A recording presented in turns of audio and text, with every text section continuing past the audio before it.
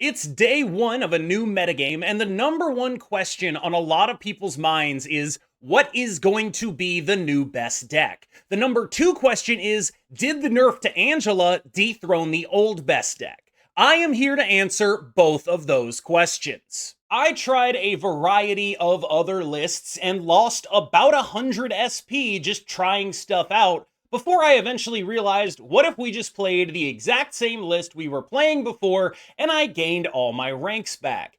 I have some interesting news about this list. I personally consider it still probably the best deck in the game. I felt very comfortable with it. I felt like it was strong, doing powerful things, and the loss of the Ravonna Angela synergy was not all that major. I think a lot of this is that rather than becoming a 2-2 as she did last time, Angela is a 2-3 now, and that is actually like a fairly relevant stat line that you're mostly getting upside on. Yeah, she's not going to be the giant 210 that she always used to be, but now she's like a reasonable enough card. Another reason why I think Angela will survive this nerf and not, as had happened previously, die off entirely is that she simply has a better supporting cast.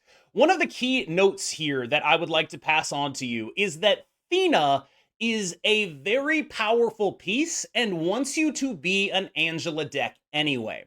I cannot describe to you the difference in games where you have a Angela or a Thena and a Kitty Pryde and the games where you don't.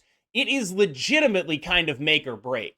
The overlap with Kitty Pryde means that even though Angela is notably worse, and the last time she was this bad did actually kill her off, this Thena Kitty thing is probably going to keep her alive, if you ask me. This shell still felt like the strongest possible thing to do, just a very powerful deck with a bit of odd interaction that is capable of putting a lot of points on the board. And interestingly enough, because the meta is now more open, is a little bit harder to profitably tech against. I made a video a few days ago basically begging people to run Mobius to beat this deck, but now since it's day one of a new meta, everyone is a little bit more spread out. The metagame is a little bit more disparate. And that means that there's less people hard targeting a deck like this, which is as dangerous as they come. So, answer to question number one, what is the best deck in the game? Probably still this. Answer to question number two, is Angela going to remain a powerful force in the metagame? I honestly think so. It's not so much about her anymore, but her package, the overlap with Thena and Nocturne and cards like that, is just so strong that you generally want her in here anyway. Because if you're running Kitty Pryde for Thena, which you probably should be, there's no reason not to run this new Angela. Kitty Pryde is honestly, I would describe her as the patient zero of why this deck is functional. When you have Kitty Pryde and one of your scalers, it is infinitely better than the games that you don't because of just how easy it is to trigger Thena when you have Kitty Pryde. I do think that the hierarchy of this deck changed a little bit. You are now much more interested in having Thena Kitty and comparatively less interested in Angela Kitty. They're both good, but Thena Kitty is a lot better. And the fact that this deck wants to be a Kitty Pryde deck purely to enable Thena is enough to make us want to be an Angela deck as well. Kitty Pryde is the best card to go with Thena because you are able to just go 3+1 on 4, 4+1 on 5, however you really want to make it happen. She makes it so clear that you're going to be able to activate the Thena, get her to about 7 to 10 power, and when you're getting that out of a 2-drop, it's just a huge win. Thena is now, I would say, the primary early carry of this deck. She is significantly larger than Angela now, and a little bit more reliant on Kitty Pryde, right? Like, with Thena, I think your delta is a little bit higher. When Thena is bad, she is just absolutely unplayable. You get nothing out of her. When Thena is good, she's an incredible card. When Angela is bad now, she's still usually like a 2-4 or a 2-5, which is kind of interesting because there are certainly situations where it's like, okay, it's turn 5, I just drew Thena, I want to play, a Mysterio turn, and if I do that, this Thena is going to be absolutely terrible. Angela ends up better in those scenarios. Angela has like a little bit of a higher protection from downside risk at her current stat line than Thena does. Thena's job is to just carry the hell out of the games where you get her down early and start scaling her up to 7, 10, 13 power, just kind of unfair numbers for a 2-drop. Angela is good still. I was pleasantly surprised by this.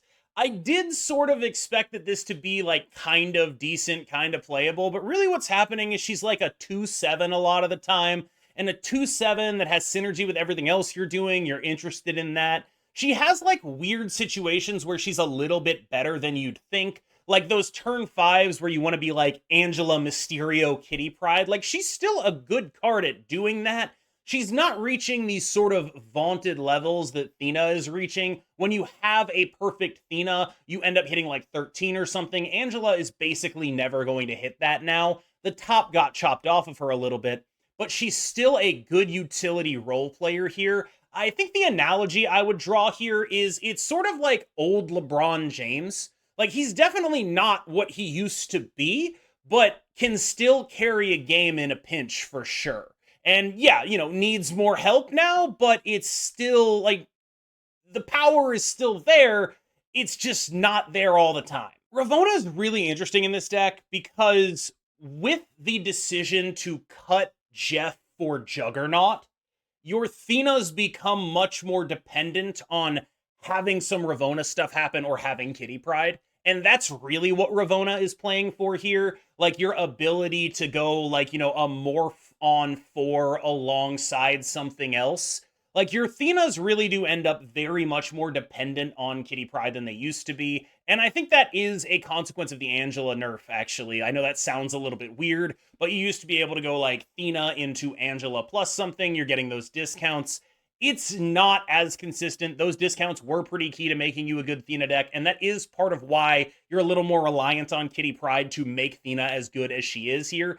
I'm not saying I wasn't impressed with Ravonna, but the things I was most impressed with her doing was basically discounting Iron Man to 4, as opposed to any of the other stuff that she was usually doing in this deck. Mysterio is just such a problem, because every deck that uses him just uses every part of the buffalo with this guy. You get the fact that he is a 2/4, you get the fact that he is playing multiple cards, so he triggers the Angela no matter what lane you're in. You get the fact that those cards don't count as starting in your deck, so you can play Mockingbird. You get the fact that 3 played cards discounts your Sasquatch by 3. Mysterio is the linchpin of this deck. There's a lot of other stuff going on, but Mysterio is what brings it all together and really sends this deck into overdrive when it comes to getting just a pretty absurd amount of points on the board. He is usually a major part of that. Morph is kind of a question mark for me. I'm wondering about the efficacy of, like, what if we investigate a non-Ravonna package here? I don't feel like pulling the trigger on it, but Morph went from a card that was absolutely elite, especially in mirrors. Morph is an unbelievable mirror breaker, and is now a card that's a little bit more iffy because the metagame is a little bit more open. When Morph is good, you are very much able to know that it's going to be a good thing. Like when you play this on turn 4, on turn 5 in a mirror, you're getting an Iron Man, you're getting a Mockingbird, you're getting a Sage, you're getting a Sasquatch, because that's what they have in their hand. It's a great, great, great, great card to play. The issue is there's kind of a lot of weird stuff running around, and that puts you in an awkward position when there's so much weird stuff running around, and you're playing a card that could be kind of anything, even nothing. And so I think Morph previously in this list was, I would say, unassailable because of just how prominent the mirror was and how good they were in it. However, I do think that there may be an argument for messing with some of this shell post-Angela change. Sage is a card you kind of get to free roll. She's not always going to be the thing that wins you games, but there's a lot of situations where you're just like, oh, that's like 10 to 12 power for 2 or 3 energy, and that's just a really good thing to have. One thing that I've noticed is that I think Sage's numbers are much lower at low ranks, so I really wanted to talk about like when you want to use this card. This is a turn 6 card, unless circumstances are very, very weird, okay?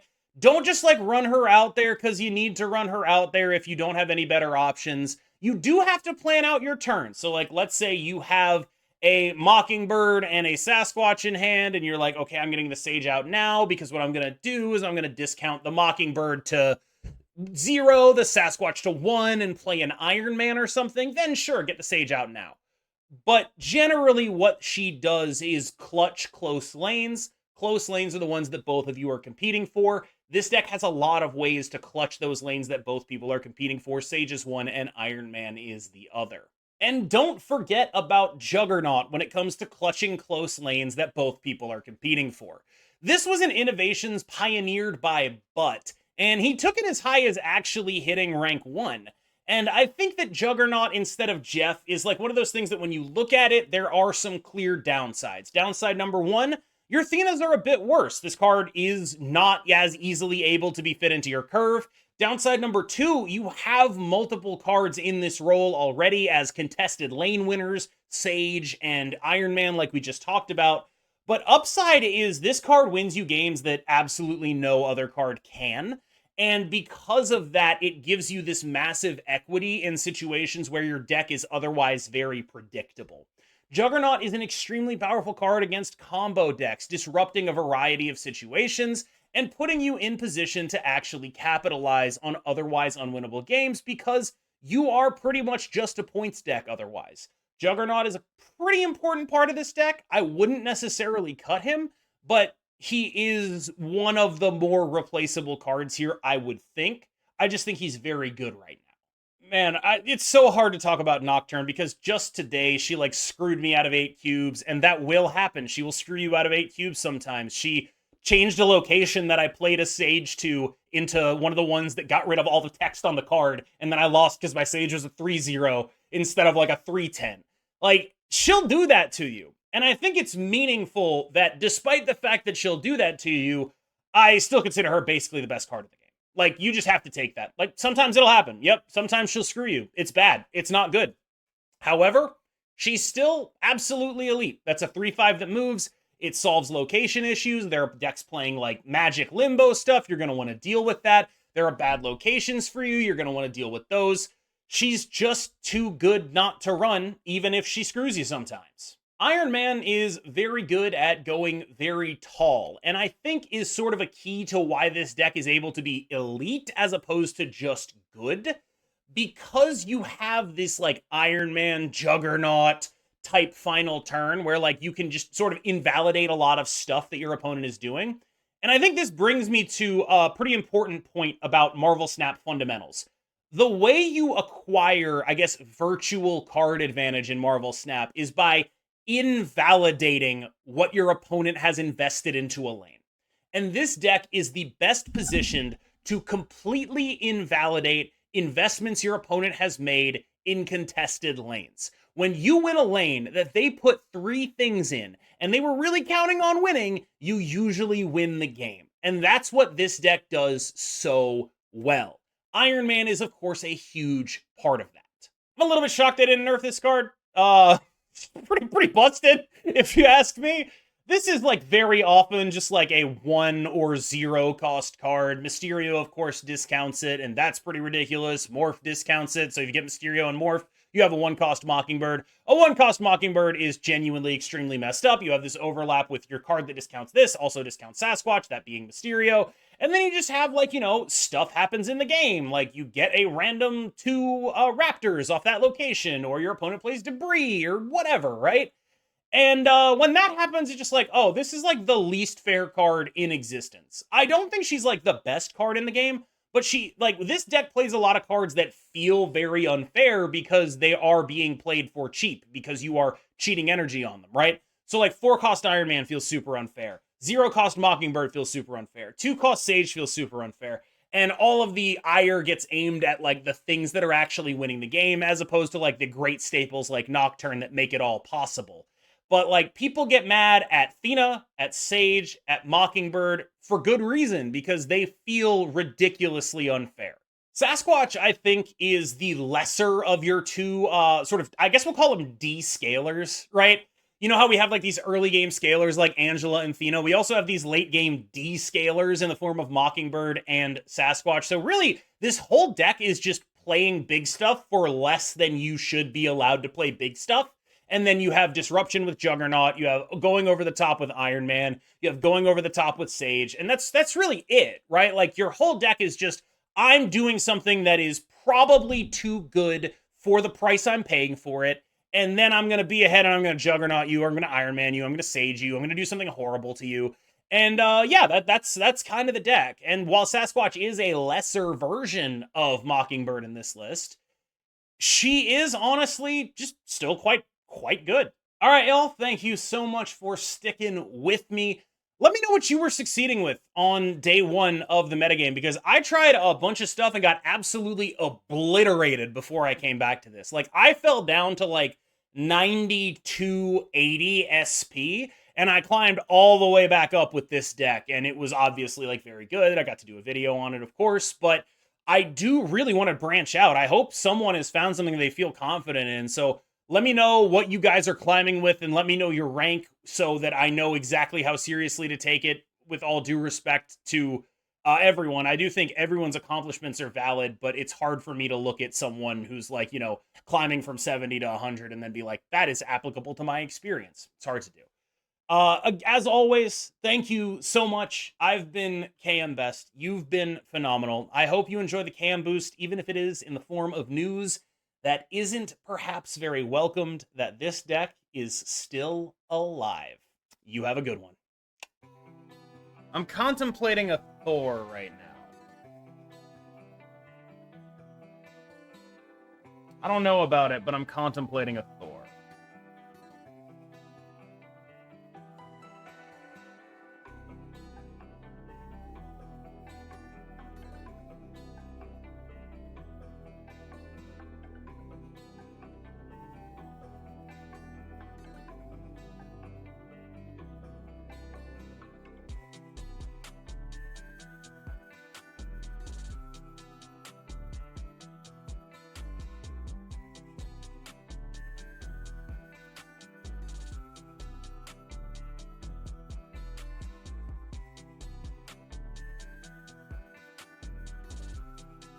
Wow.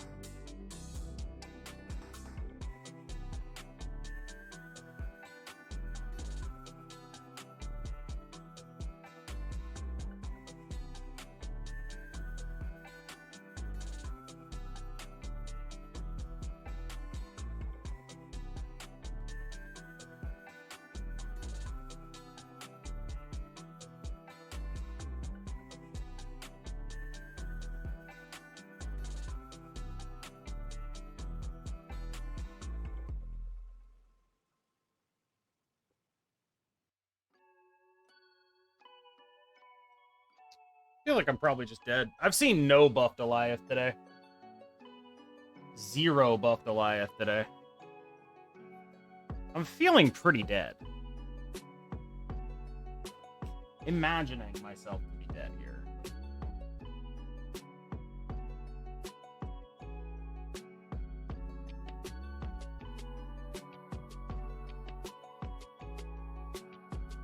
They just like, oh, they White Widowed there. Okay.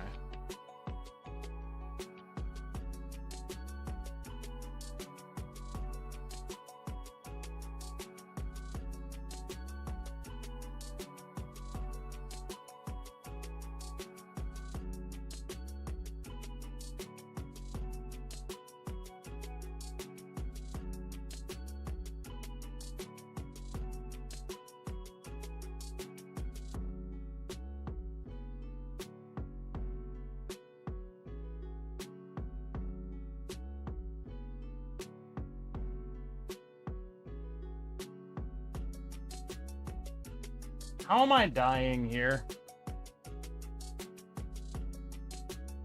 So let's say they loot cage and they are effectively at 13. We are effectively at -6. If we add 19 to that lane, can we win it? Oh no, we're not effectively at -6. We're effectively at -2. So if we go Sasquatch, secondarily, how big is the Sage, right? We have -2. I think Sage is going to be big enough. I'm going to Boomer Snap this.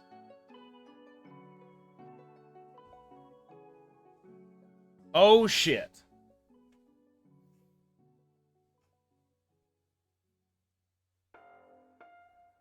All right, let's see what happens.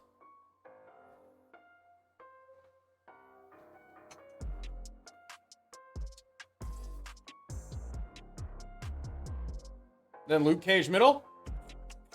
Yeah, okay, so they're at 16. I don't think I did my math correctly. However,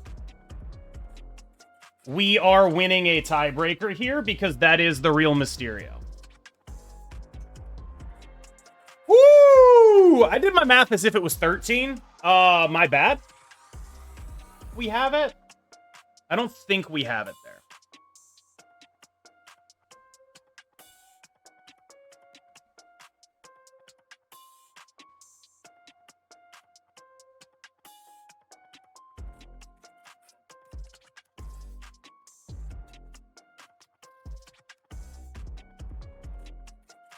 Easy game.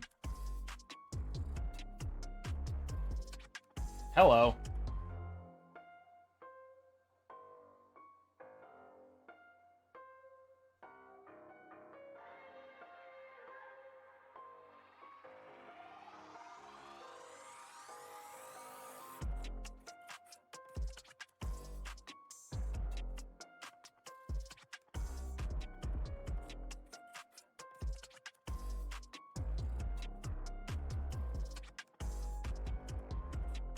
Again.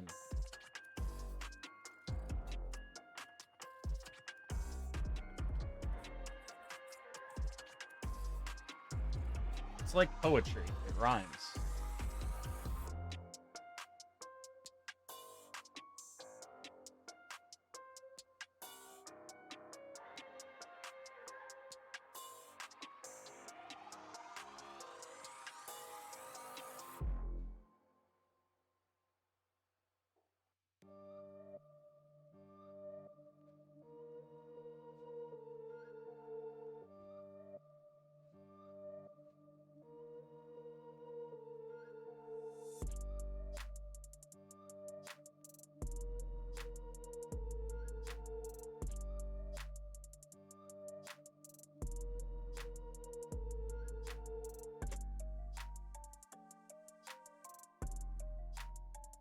Oh, Jesus.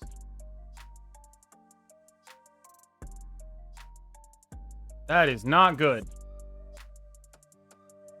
Nocturne is selling again.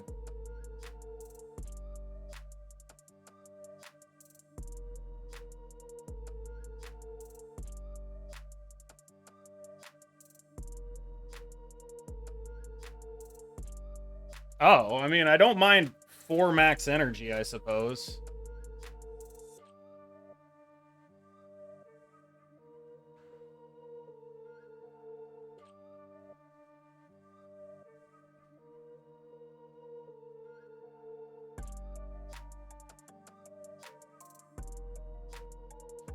Do I need all of that middle, or do I say I want other points?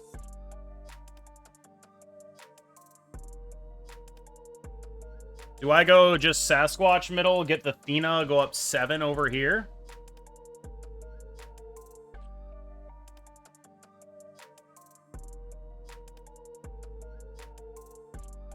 They have at least one Rocket Raccoon in hand. We beat that on the left.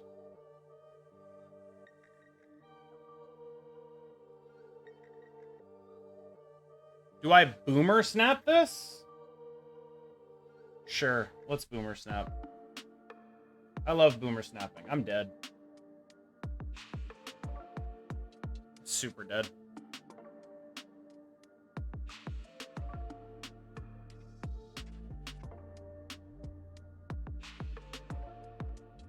And then the Rocket Raccoon? Okay, we beat the Rocket Raccoon.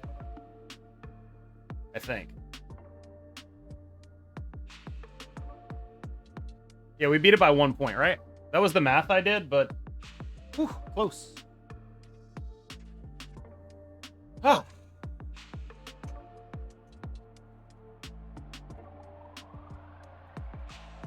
I felt like they wouldn't be able to resist the 9 Rocket Raccoon. I wouldn't have been able to resist it. I am a fan of the card Ravonna Renslayer. I don't like that I don't have any of my scalers, but having a Ravonna is pretty okay. Thena's interesting because if we draw a morph or something... I see.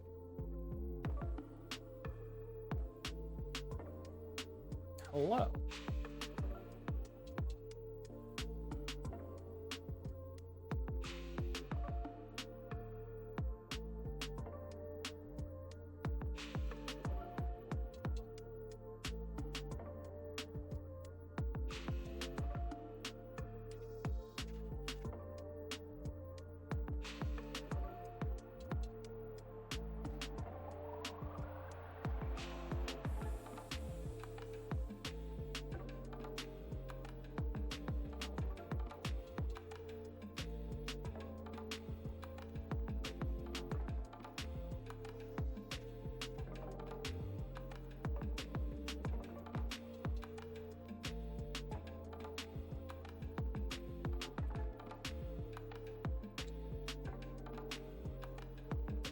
Do I go for the Juggernaut now, or do I wait a turn on it?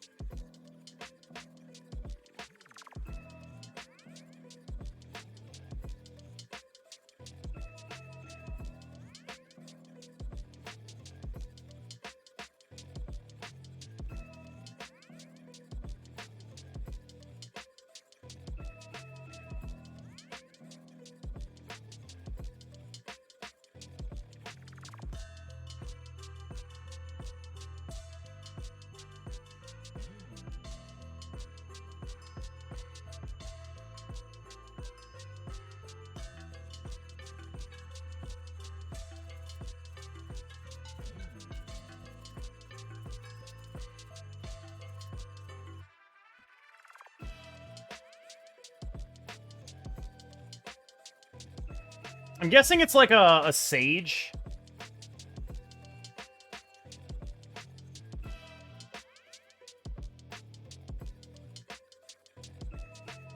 Well, okay then.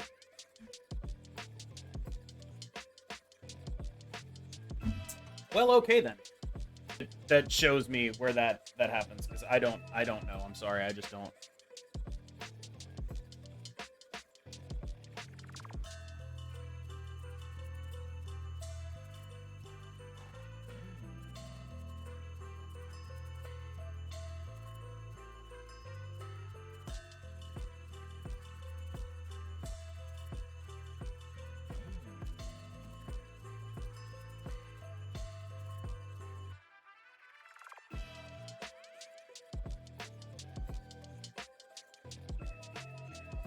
Okay.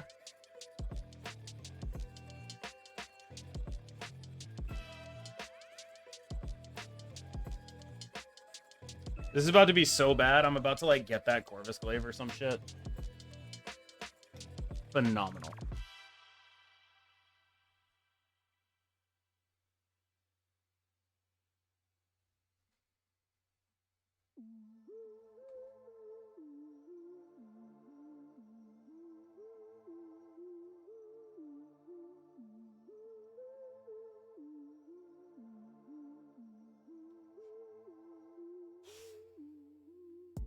Wow.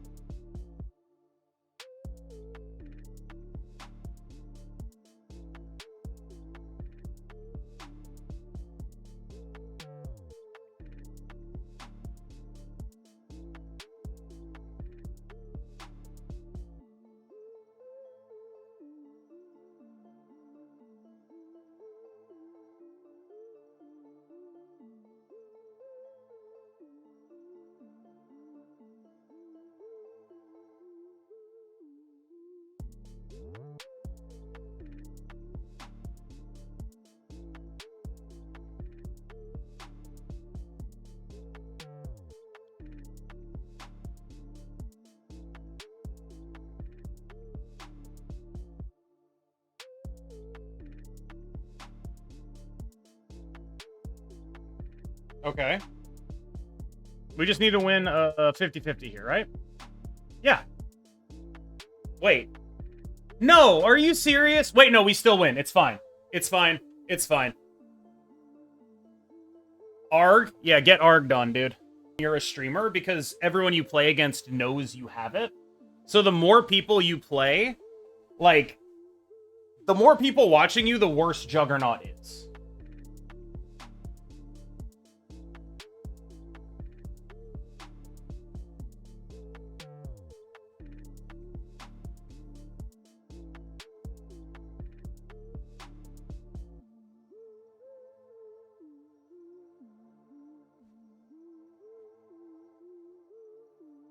I don't fucking know. Sure.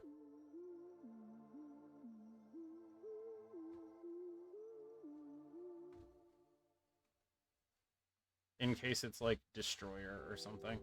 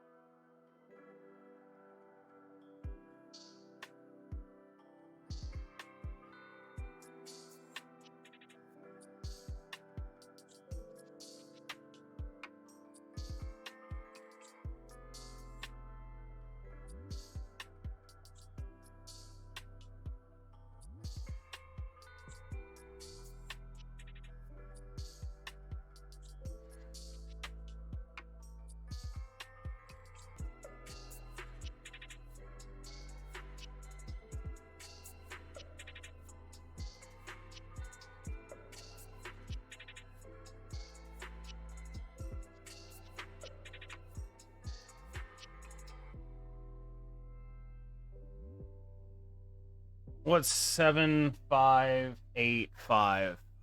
7585. 10. 25. 50. Do I think they can beat 50 on Nidavellir?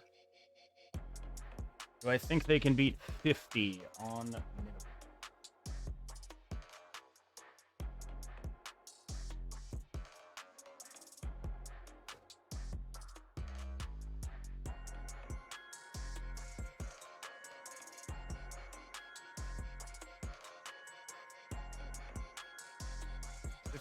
Actually.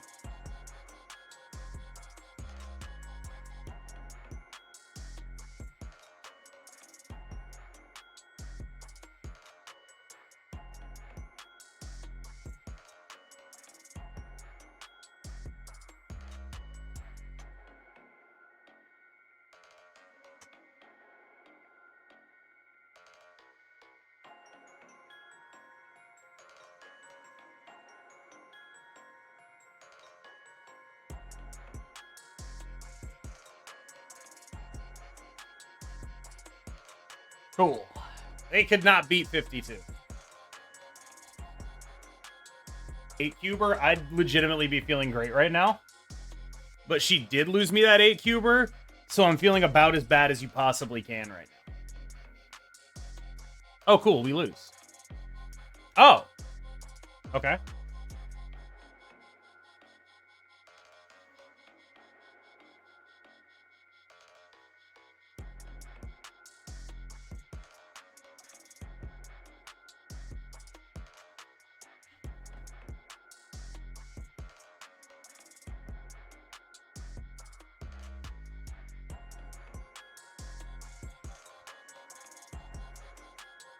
Yes.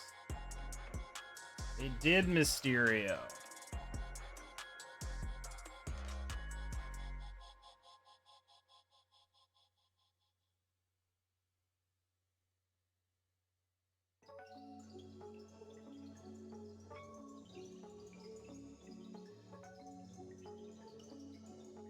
No Mockingbird, no Sasquatch. Get it out of here. Get it out of here. We're not allowing this to happen.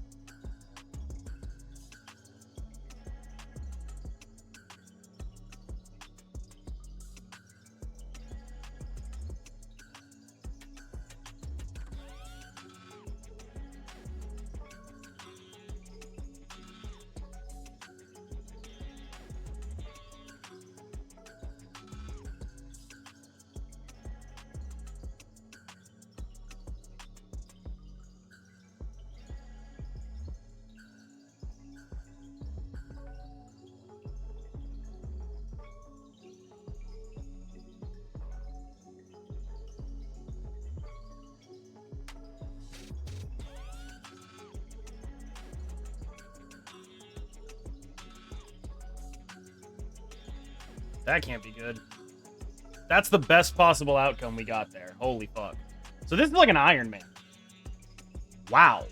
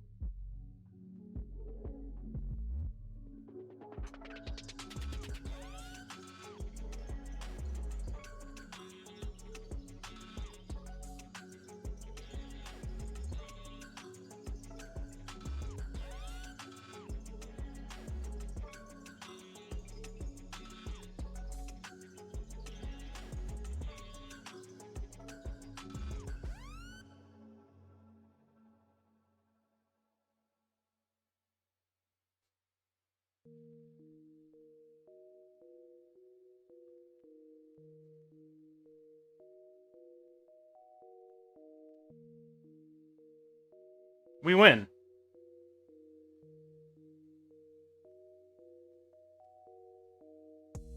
Love that for me.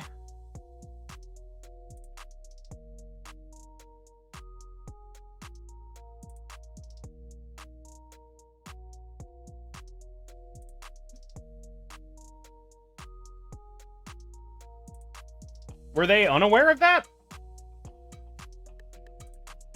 Oh, it was Bugle. Oh, okay. You're right. I should have BM'd harder. I should have hit him with more BM.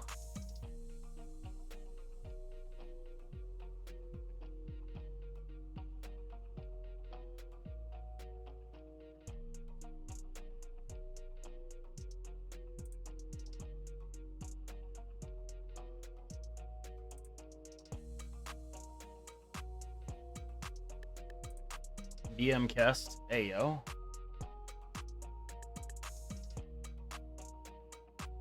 That's crazy. I would never do such a thing.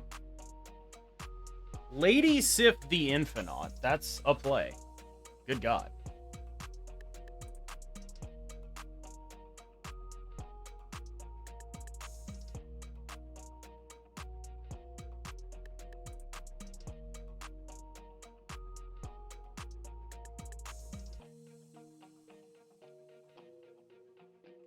hey, fair enough.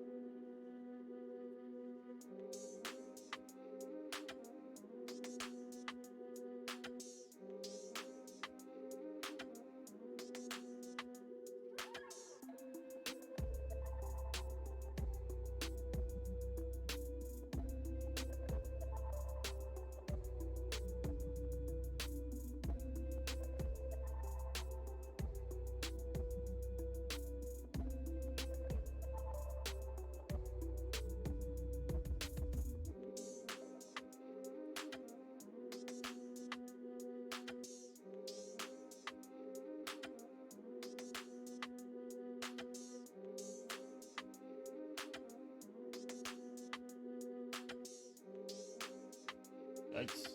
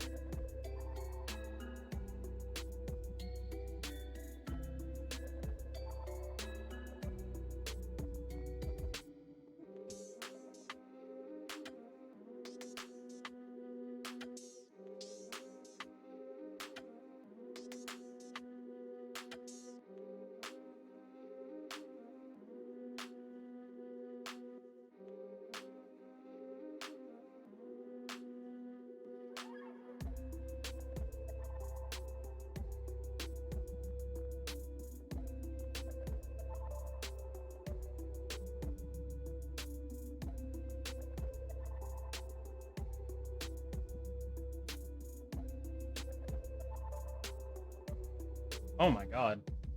I lucked out hardcore.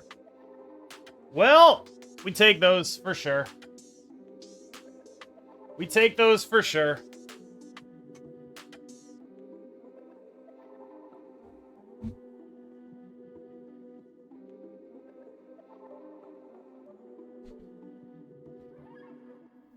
A nut jugging stream. Indeed. We're jugging nuts. How does Angela feel so far post-patch? Good enough that I'm fairly certain the title of my video is going to be "This nerfed card is still dominant." Pretty sure that's what we're going with. Watch this. You're going to jug my nuts. Oh my fucking god. Good lord!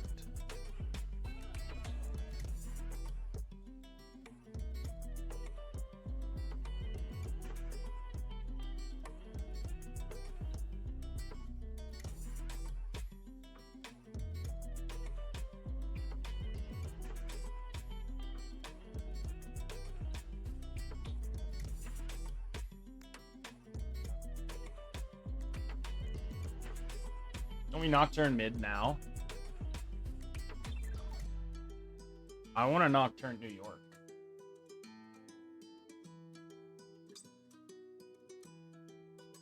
Things might get out of hand regardless.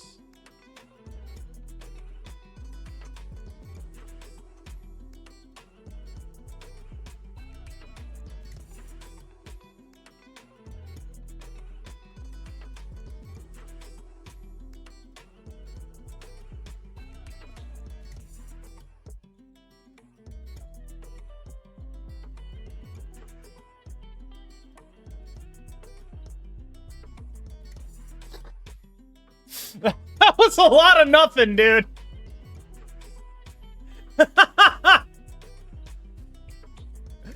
Holy shit, that's crazy.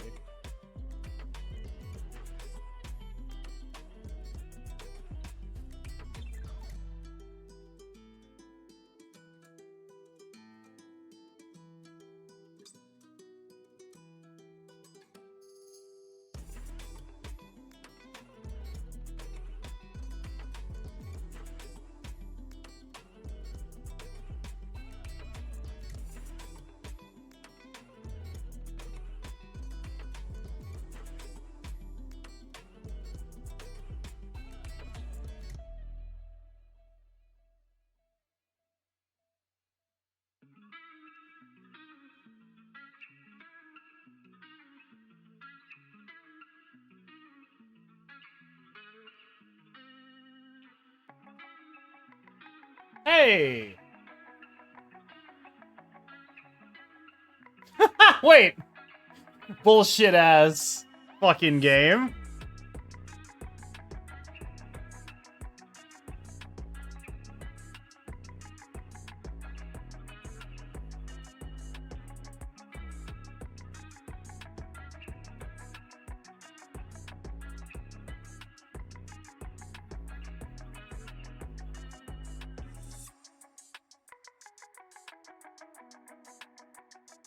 Dude, is it like this?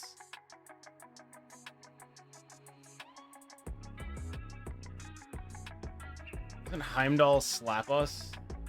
Dude, I have no idea.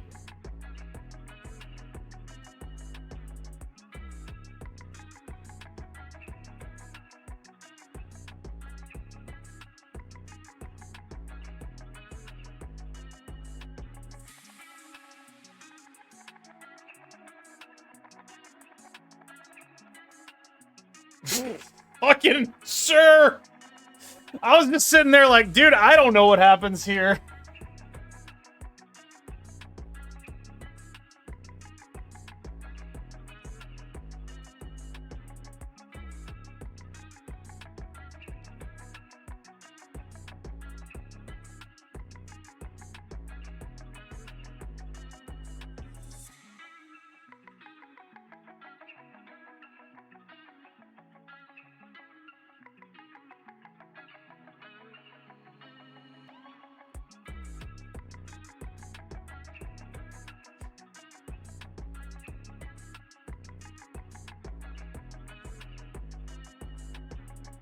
Thank you for the content. This one we're gonna content stay again. I don't think it's the right play, but I want to make it.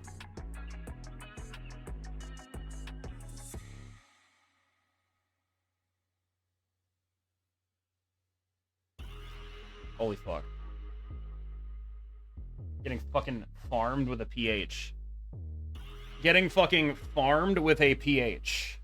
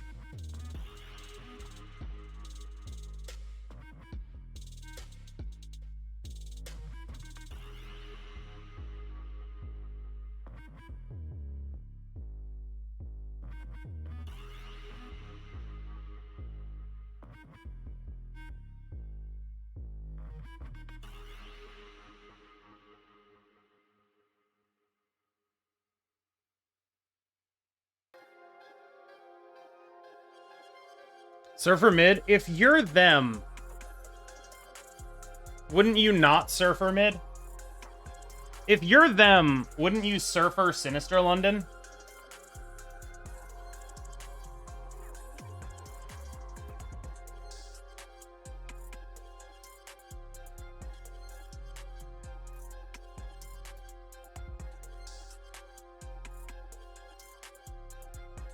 I literally have no idea what happens with this jug. We're just gonna find out.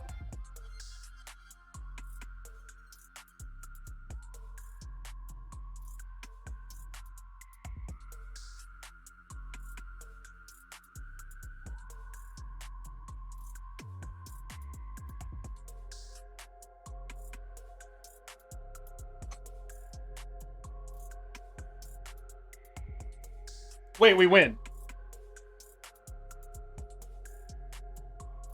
As usual, no idea what happens, but we pull it out for some fucking reason. The Binksy. Looks very similar to the old one. That's good. Real coincidence there, I think. There's no way we could have known that. There's no way we could have known that.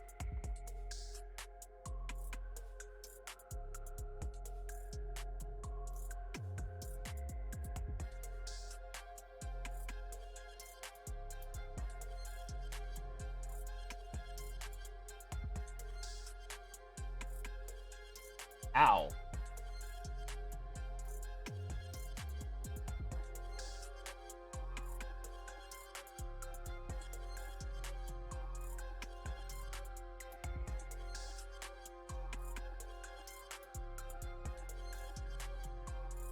Kind of just waiting for him to snap that.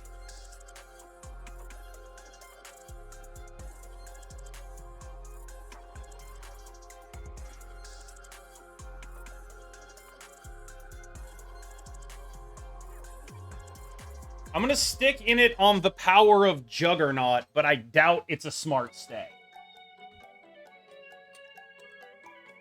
This morph is just like always Loot Cage or something.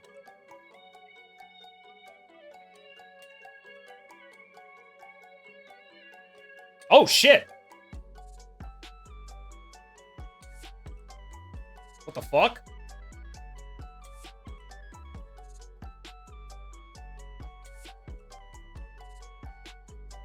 What the fuck?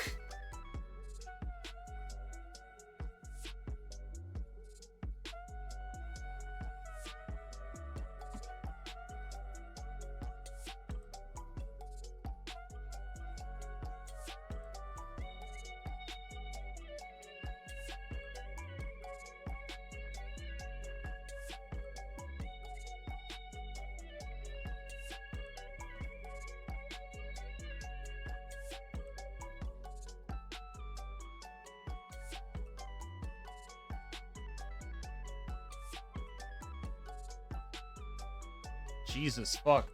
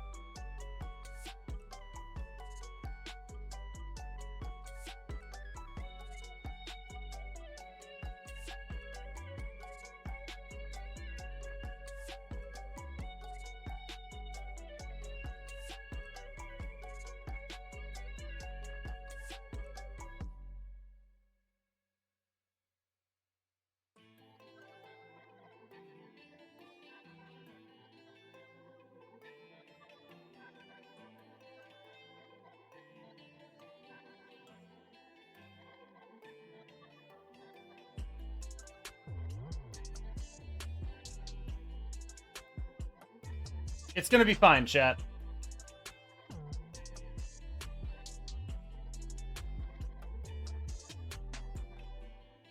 It's gonna be fine, chat. I'm not cope staying.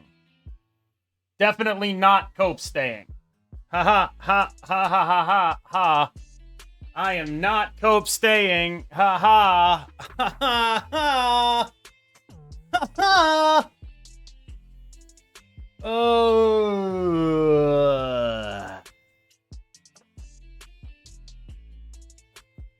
Ha! Ha! Right about now, Binks' chat is like, hey man, play around Juggernaut. He's gonna be able to do it. I'm sure. We're just gonna like lose left right. Or left mid. Or some shit. We're boned. Okay, maybe not boned. Everybody get the fuck out.